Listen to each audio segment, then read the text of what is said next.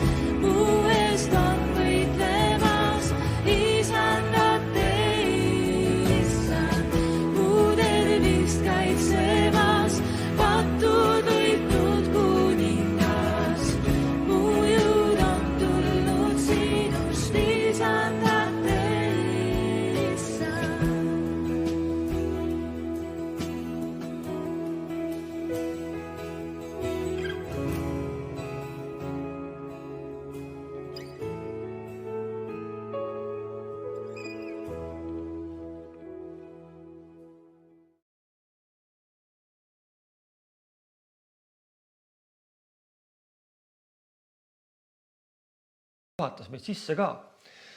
Kui mäletate, kes on käinud Tihemee keskel, siis mõni pühapäev tagasi ma rääkisin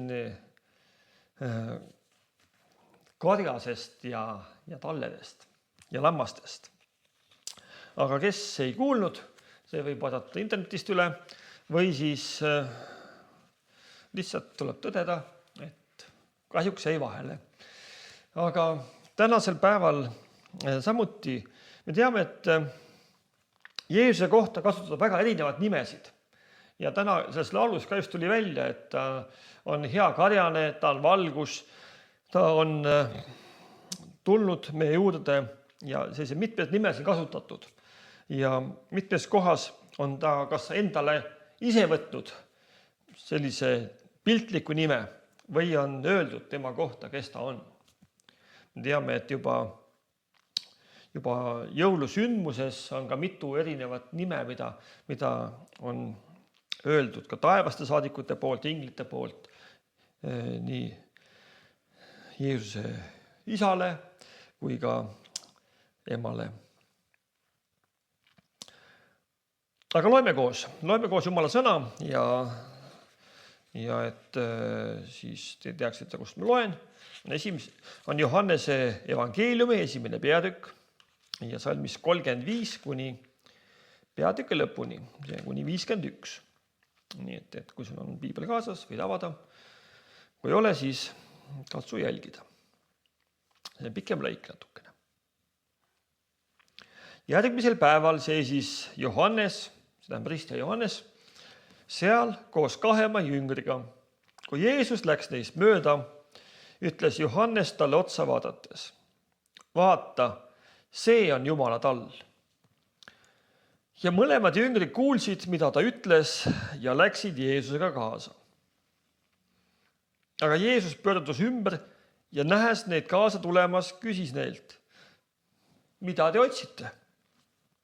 Nemad ütlesid talle, rabi, see on tõlkes õpetaja, kus sa oled öömajal? Ta ütles neile, tulge ja vaadake. Nad tulid siis ja nägid, kus ta oli öömajal ja jäidki sel päeval tema juurde. Oli umbes 4 tund pärast lõunat. See on nagu täna umbes praegu meil siin. 1 neist 2, kes oli kuulnud, mida Johannes ütles ja Jeesusega kaasa läinud, oli Andreas, Siimon Peetruse vend. Ta leidis esmalt oma venna Siimona ja ütles talle, me oleme leidnud Messia. See on tõlkes Kristuse. Andreas viis venna Jeesuse juurde. Jeesus ütles tollel otsa vaadates, sina oled Siimon, Johannese poeg. Sind peab hüütama Keefaseks. See on tõlkes Peetruseks. Järgmisel päeval tahtis Jeesus minna Galileasse. Ja ta leidis Filippuse ja ütles talle, järgne mulle. Filippus oli pärit Andrease ja Peetruse kodukülast Betsaidast. Filippus leidis Naatanaeli ja ütles talle, me oleme leidnud tema, kellest on kirjutatud Moosese seaduses ja prohvetid, Jeesuse, Joosepi poja Naatsaretist. Ja Naatale ütles talle, mis võib küll Naatsaretist head tulla. Filippus ütles talle, tule ja vaata. Jeesus nägi Naatanaeli enda juurde tulevat ja ütles tema kohta, ennäe, tõeline Iisraeli mees, kelles ei ole valet. Naatanael küsis temalt, kus sa mind tunned?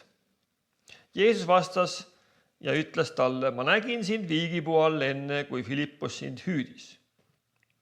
Ja Naatanael ütles talle, rabi, sina oled Jumala poeg, sina oled Iisraeli kuningas. Jeesus vastas talle, kas sa usud vaid seepärast, et ma ütlesin sulle, et ma nägin sind viigipuu all? Sa saad näha suuremaid asju kui need. Ja Jeesus ütles talle, tõesti, ma ütlen teile, te näete taevast avatuna ja Jumala ingleid astuvad üles ja alla inimese poja juurde. Aamen.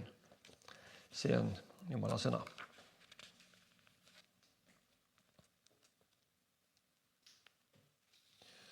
Vanas testamendis ja üldse tolle aja kultuuris on nimi väga olulise tähendusega. Kui laps sünnib, siis vanemad mõtlevad, mis ma panen talle nimeks.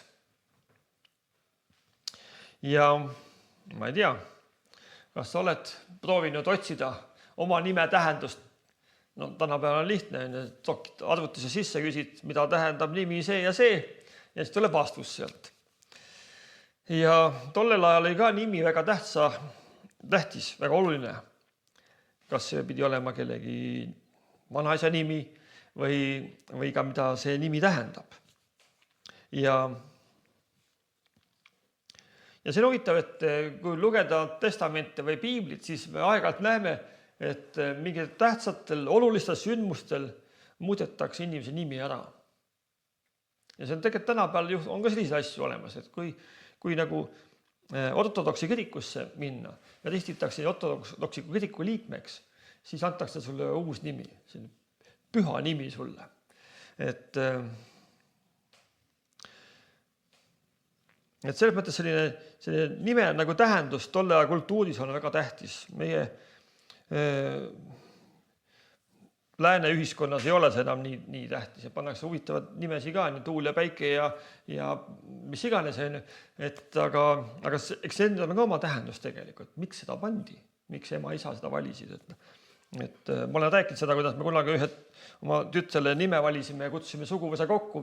Beebi oli sündinud ja me polnud nime veel pannud, et mis me võiks panna. Meil mõned variandid olid ka ette pakkuda. See oli nii vahva lühine tegelikult selline nagu arutelu. Et siis mõtlesime, et kui niimoodi selline nimi panna, mis siis tema hüüdnimi saab olema või siis kui teine panna, kuidas siis inimesed ja lapsed hakkavad teda kutsuma koolis näiteks või. Aga sellel on ka oluline tähendus, mida ta tähendab. Ma ei hakka rääkima oma nimest, aga lähme edasi. Et piiblis näiteks on Abraham, sai Abrahamiks ühel päeval või Saara Saaraiks. Ja siin ka samamoodi ka Peetruse kohta öeldakse, et Siimon saab nimeks Keefaseks või Peetruseks. Ja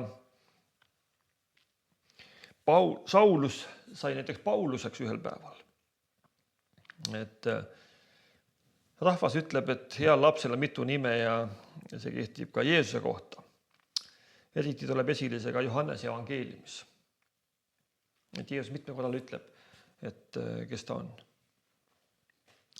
Lugesime sündmusest, kus Jeesus seisatub ristja Johannese juures ja vaatab talle sügavalt silma. Ja Johannes tajub vaimus ära, kes see on, kes tal otsa vaatab. Ja ta ütleb, vaata, see on Jumala tall.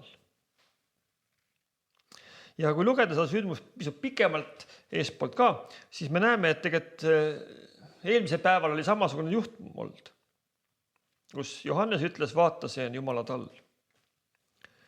Ja ta ütleb juurde, see on Jumala tall, kes kannab ära maailma patu. See räägib ühest ohvrist ja selle loo taustega, et ta vanatestamentlik ohvriteenistus. Ja tänapäeval tohi üldse patust rääkida enam midagi, sest inimesed kas ei saa aru, mis see on või saavad valesti aru või mida iganes võib juhtuda. Aga tolle aja inimestel ei olnud see probleem. Nad said aru, millest jutt käib tegelikult.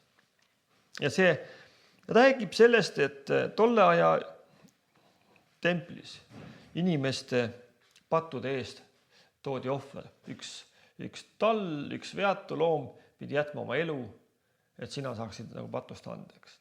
Põhimõtteliselt sul on kodus väike tallekene ja keda sa oled kallistanud, armastanud, söötnud, jootnud väiksest peale juba ja ta on sul nagu lemmikloom olnud, magab kaisus ja teed talle paia. Ja siis ühel hetkel oled sa mingi pattu teinud. Ja nüüd tuleb see Jumala käest andeks paluda. Ja sa võtadki oma lemmiklooma, lähed templisse ja preester ohverdab ta lõkke peal Jumalale ja ütleb, isetab seda talle vertsu peale, ütleb, nüüd on su patud andeks antud. Aga see ei vabastanud siis veel patu tegemisest, sa võisid järgmine päev uuesti eksida. Ja siis pidid jälle mõtlema, et kuidas ma patud andeks saaksin. Ja see nagu meie jaoks nagu võib-olla jääb kaugeks natukene. Miks seda üldse vaja teha on? Aga seda enam, et tol ajal tegelikult ainult juudid said oma patte andeks paluda, sest teistel polnud üldse õigust templisse minnagi üldse, Jumala lähedusse. Ja nad ei saanudki võisid oma loomaga minna, aga need ei lastud sisse sinna. Et see oli paik ainult juutide jaoks, oligi suletud ruum. Ja tänapäeva inimese jaoks on see ohvri mõiste jäänud ka väga kaugeks. Mis asi tähendab, et ma toon ohvrit? No võib-olla allika, kuidas keegi viskab mündi sinna kuskil vette sulpsti ja mõtleb, et see oli nüüd suure ohver oli mulle tõin, et või pani mingisugune tossu põlema sa kuskil viiruke või mingi lõhna, aga mis on sinu jaoks ohver tänase päeval? Võib-olla selline telefoniannetus jõuluajal lastefondile või vähjafondile või viitsa mõned supipurgid toidupangale näiteks. Et mis on tänapäeva selline, me ei vii seda selleks, et võib-olla natuke viime selle pärast ka, et südame rahu saada. Ma kunagi olin Otepääl kaubanduskeskuses oli toidupanga annetuspäev oli ja ma käisin vabatahtlikuks seal. Ja sinna see oli ikka huvitavad lugu, kui minna, et tasub soovitab minna, kui järgmine tuleb minge. Tuli 2 sellist keskealist meest, tööriietega, tunkedega, tulid poodi, tolbused ja õlised ja siis enne sisseminekut andsime tal veel voldiku, et kas soovite annetada midagi ja tulevad välja 2 käruga toidu asju täis ja ütlevad, et me otsustasime täna, me viina ei osta, ostame lastele süüa paneb, annetasid 2 korvitäit meile. Mõtlesin ka, et kas nad said südame rahu sellega. Et ilmselt see puudutas neid võib-olla. Võib-olla nad oli oma lastele jätnud midagi tegemata või oli pere kannatanud, aga minu jaoks oli see tegelikult suur ohver nende jaoks. Nad loobusid millegist ja tõid. Aga mis on see meie jaoks selline ohvri, mida me oleme valmis tooma? Me paneme pühapäeval kodjanduse kokku, et kas koguse töö katteks, kulude katteks või mõne sihtannetuse, tahame kogusega osta midagi, näiteks tahaks suurema teleka osta, et teeme kodjanduse või naabri kogus ostab trimmerit, et kas see on ohver? Enamasti ei ole see ohver otseses mõttes, see ei, võib-olla natuke südamerahu annab, aga see on ka kõik. Aga oled sa oma elus mõnikord kogenud, et keegi on sulle toonud sellise kingituse, mis on võtab õhku haapmima. Mul on mõnikord juhtunud seda. Et olime kord Soomes oma sõpradega külas ja me olime noored me olime just kolinud oma noore perega Otepääle, meil väiksed lapsed olid. Ja olime alustanud koguduse tööga ja majanduslikud olud ei olnud kiita. Ja see pere, kelle me külas käisime, siis oli ka noor pere. Meie vanused, neil oli 1 poiss oli, siis veel ei olnud, aga pärast neil sündis ka 1 poiss, aga oli siis ka noor pere. Ja nad ei elanud ka üldse hästi.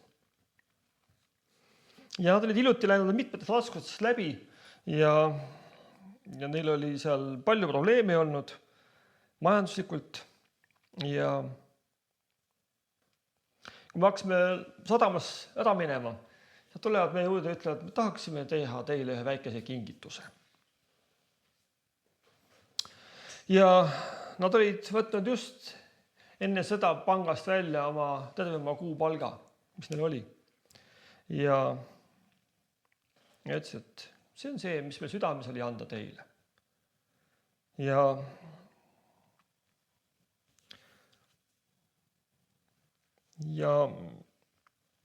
meie jaoks oli see mitme kuu sissetulek. No Soome üks palk, see meie jaoks oli mitmekordne sissetulek. Ja nii raske on sellist nagu ohvrit vastu võtta või kingitust vastu võtta. Aga me kõik nutsime seal sel hetkel ja kallistasime ja ütlesime, nagu, kui see nii on südames olnud, siis me võtame selle vastu tänus Jumalale ja nagu taevas avanes eriliselt meie üle ka selle ohvri läbi. Ja see on nagu selline, nagu piiblis on ka see lugu, kus üks naine tuleb Jeesuse jalgade juurde ja murdab oma kalli selle lõhna rohupudeli katki ja valab Jeesuse peale ja kogu see ruum täitub nagu selle lõhnaga, nardisalmi lõhnaga. Aga see lõhn on jäänud mu mällu ja selles mõttes on see nagu eriline hetk, et millele nagu mõelda tagasi. Me ostsime lastele klaveri, mille hakkasid klaverit mängima ja ostsime vanituppa kraanikausi ja kapi ja meil polnud nagu midagi, tuba oli tühi. Aga mõtlesime ka, kuidas selline ohver oli tegelikult nagu püha ohver. Ohver on ka minu jaoks vabatahtlikult loobuda millegist väga kallist. Ja lihtsalt armastuse pärast. Ma loobun millegist. Ja võib-olla ka oma ajast loobumine vahel või ka oma mugavusest või mõtlen sellele ka, et ka mitmel puhul on ka kogu see töö tõttu kolimine olnud ka ohver tegelikult. Aga see ei ole ka see, et ainult nagu millegast ilma oled jäänud, aga Jumal on nagu suure õnnistuse tagasi toonud. Olime hiljuti just üleeile suvefestivalil, meie liidu koguduste suvefestivalil Haapsalus. Ja seal oli tehtud minu isast väikene videofilm, mida näidati siis seal. Ja see oli nagu, esimest korda nägime seda asja, me polnud näinud seda üldse ja võib-olla see kunagi tuleb ka avalikult interneti välja. Aga see, ta isaga välja tõi selle sama asja, et ta on palju pidanud loobuma elus asjadest, aga Jumal on teistpidi õnnistuse tagasi toonud. Et me vahel mõtleme selliselt viisil, et mis kasu ma saan, kui ma midagi annan ära. Aga kui Jumalale andes, siis küll Jumal toimetab omal viisil, parimal viisil. Jumalale oli kõige kallim tema poeg Jeesus, tema esmaloodu. Poeg, kes oli osa temast, kellega oli ta koos loonud terve universumi ja galaktikad, valmistasid imeliselt ka meie planeedi. Ja isa küsis Jeesuselt, mida sa tahaksid siia maa peale veel luua? No, teeme mäed. Võiks midagi voolata ka vahepeal, no teeme jõe ka. Teeme mere, teeme seal kuivamaa ja siis teeme loomad sinna paneme peale. Ja no siis võiks olla midagi rohelist, paneme põõsad, puud, lilled, linnud, kalad ka.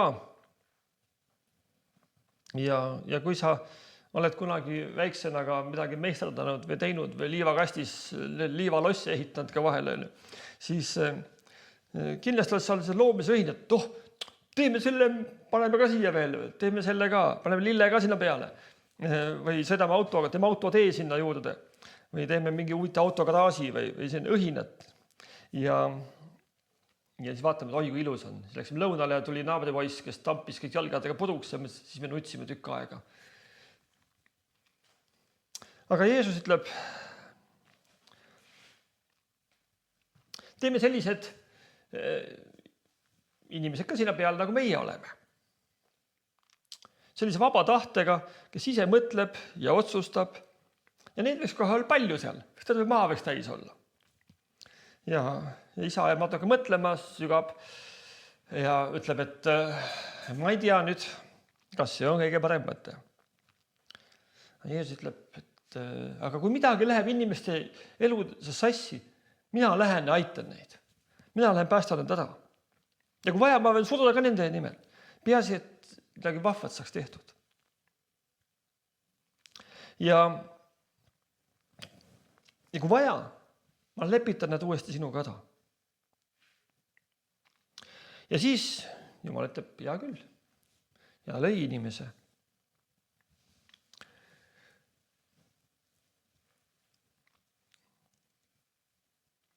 Ja siis Jumal küsib, aga kas oled valmis ka nende pattude pärast surema? Ja siis ütleb, jaa, olen muidugi. Jeesus küsib, isa, kas oled mu kõrval sel tunnil, kui seda vaja oleks teha? Jumal ütleb, olen küll.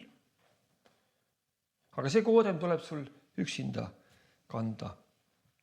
Ja ära unusta, ma armastan sind väga. Apostel Paulus ja ka Heebrea kirja autor räägivad palju Kristuse ohvrist ja selle tähendusest. Ja Peetrus mainib korraga 1. Peetruse 1.19 Kristust tallena ja räägib meile meie eest valatud talle lepitusverest. Ja Ilmutuse raamat on täis seda pilti Kristusest, kes on otse kui tall, kes on tapetud. Aga ta elab ning valitseb. Ilmutuse raamatu 5. peatükk 6. salm ja järgnevad. Ja Ilmutuse raamatut lugedes me näeme Kristuse ohvri suurust ja seda väärtust. Ja kahjuks on see tänapäeval ka paljude inimeste eest nagu varjule jäänud ja me ei oska mõista Kristuse nagu töö olulisust või tähendust ka. Et me iga kuu kogudusena ka tähistame ja tuletame meelde seda, kui me tuleme issanda surma mälestamislaua juurde, murrame leiba, mõtleme, mida ta on mees kannatanud ja et veri valatud. Me mõtleme sellele. Ja see oli ka Jeesuse igatsuse soov, et me ei unustaks kunagi ära seda, mida tema on teinud, seda ohvrit, mida tema on toonud meie eest. Sest et see oli nii oluline ohver, sest see lepitas meid uuesti Jumalaga pärast seda, kui inimene oli pattu teinud.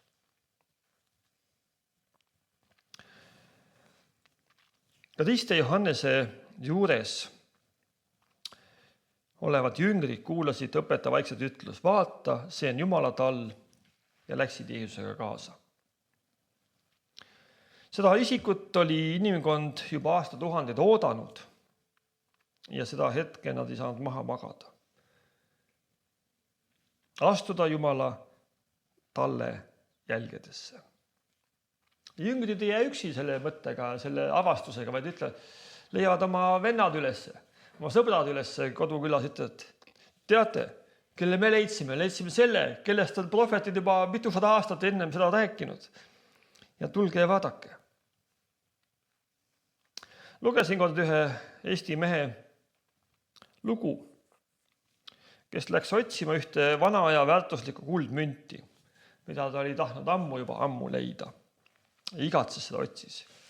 Tal oli metalliotsija ja teame, et inimesed ikka käivad väga populaarne, kui sa loa võtad, siis võid minna. Mõni otsib rannas, on neid kadunud sõrmuseid ja asju sealt liiva seest ja mõni käib põldule ringi. Ja see mees oli sõitnud läbi 150 kilomeetrit, näinud 5 tundi vaeva Karjamaal jalutades ja lõpuks ta leidis selle otsitud kuldmündi. Ta oli nii rõõmus, mida ma leidsin. Aga asja kurb pool oli see, et ta oli nii rõõmus, et ta pani sellest leiust pildid Facebooki välja ja kõigile avalikult näha. Ja selle peale üks sõber küsis, kas sa sellest leiust ka muinsuskaitset teatasid. Sest kui sa seda ei tee, oled seadusega pahuksis. Leidmise rõõm. Aga ta läks seda jagama ja hoopis sattus kimbatusse. Vahel meil on ka, me leiame midagi head. Läheme rääkima. Teate, ma leidsin Jeesuse, see Jumala tall on. ja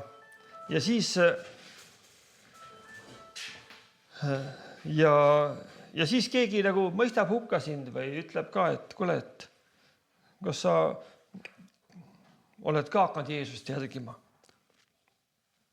Samas ta nagu ei mõista meid, miks me seda teeme, miks meil on nii suur rõõm sellest. Aga me oleme mõistnud seda, mida Jeesus on teinud sinu ja minu eest. Seda ei saa endale jätta, saab rääkida, jagada. Jeesus rääkis ka ühe loo naisest, Luuka evangeeliumi 15. peatükis, kes oli oma ühe väärtusliku mündi ära kaotanud. Ja kui ta selle üles leidis, tegi suure rõõmupeo. Ja see pilt ka räägib sellest tegelikult, et kui meie inimeste oleme kadunud Jumalale ja meie osadus, meie ühendus saab Jumalaga taastatud, siis taevas on ka üks rõõmupidu selle pärast, et inimene, kes Jeesuse astub ja palub, et Jumal talle andestaks tema eksimused, tema patud, toob esile Jumala suure rõõmu ja hõiskamise, mis kadunud on jälle leitud. Üks tuntud laul meie lauluraamatus, Pruunis lauluraamatust me vahele kasutame, on sõnadega: rändur, vaata Jeesusele, ta on võitnud maailma, julgelt tema jälgedele oma ususammud sea. Vaata ohvri talle peale, kui sa otsid andestust, vajad lööki vaenlasele, aitab lõugor Juuda soost. Ja refrään on: jätkub jõudu, jätkub rõõmu, rahu saladustki tead, kui sa üles tõusnud Kristust südames ja meeles pead. See on ka soov tänase päeval ka sulle, armas kuulaja ja vaataja, et me pilkas ikka suunatud Jumala tallele, Jeesusele Kristusele. Tema on surnud sinu ja minu eest ja on lepitanud meid Isaga. Seda rõõmu jagagem igal päeval. Aamen.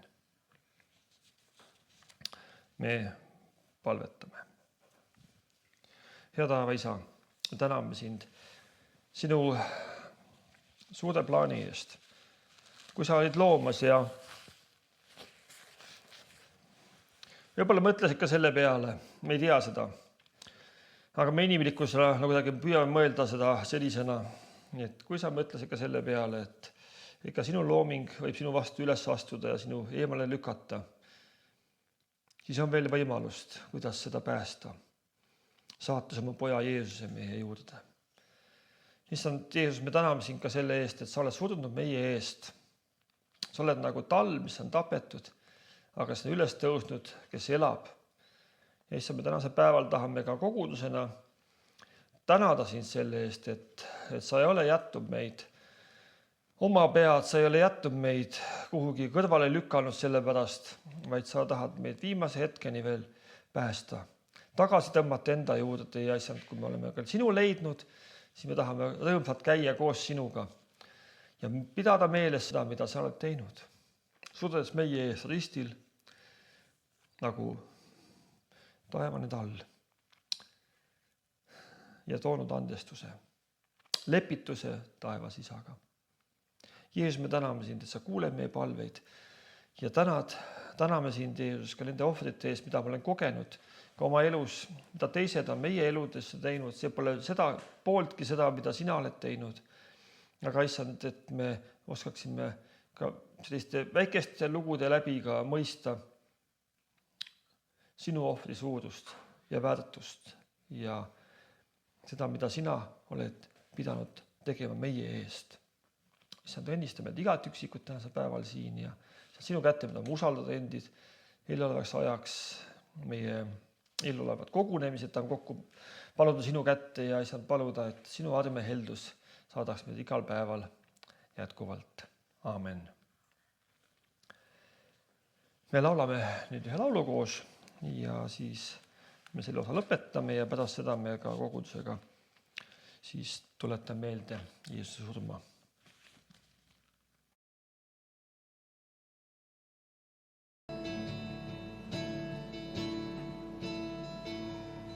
isegi kui kõnnin läbi oru, milles vaaritseb oht. Kõik hirmgab sinu armastusse. Isegi kui olen keset elu torme eksinud ma, ei pööra ringi, tean oled siin ja ma ei karda kurja, sest et oled minuga ja kui on Jumal minuga, mis peaks kartma ma, mis peaks kartma ma. Ja oi, ei jäta sa mind, olgu rahu, olgu torm. Oi, ei jäta sa mind, olgu hea või olgu halb. Oi, ei jäta sa mind, ei mu issand ei jäta mind.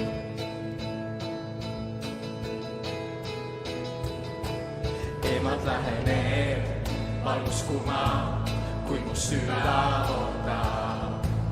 On kõigist teistest eredam see. Ma ise mured kõik lõppu saavad, kui kuni saabub see päev. Siinses elus tunda saame ja ma ei karda kurja, sest et oled minuga ja kui on Jumal minuga, mis peaks kartma ma, mis peaks kartma ma.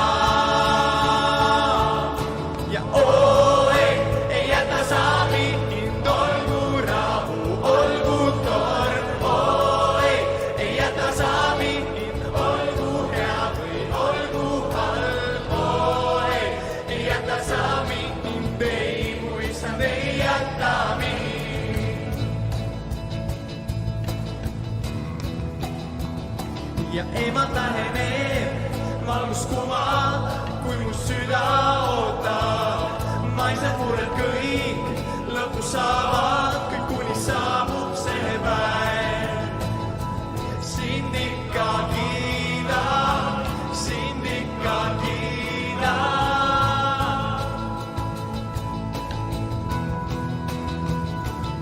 Emad läheneb valguskuma, kui mu süda ootab. Ma ise mured kõik lõppu saavad, kõik kuni saabub see päev. Sind ikka kiidan, sind ikka kiidan.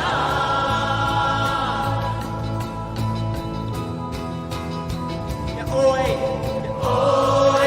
ei jäta sa mind, olgu rahu, olgu torm. Oi, ei jäta sa mind, olgu hea või olgu halb. Oi, ei jäta sa mind, ei mu issand ei jäta mind.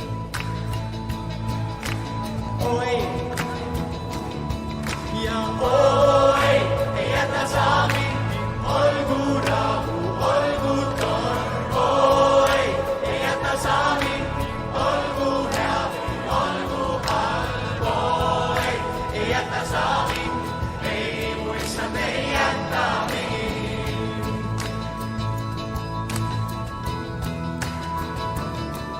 Ja oi, ei jäta sa mind, olgu rahu, olgu torm. Oi, ei jäta sa mind, olgu hea või olgu halb. Oi, ei jäta sa mind, ei mu issand ei jäta mind. Ja ei mu issand ei jäta mind. Laulge, et issand ei jäta teid. Ei mu issand ei jäta meid. Ja ei mu issand ei jäta meid. Ja ei mu issand ei jäta meid.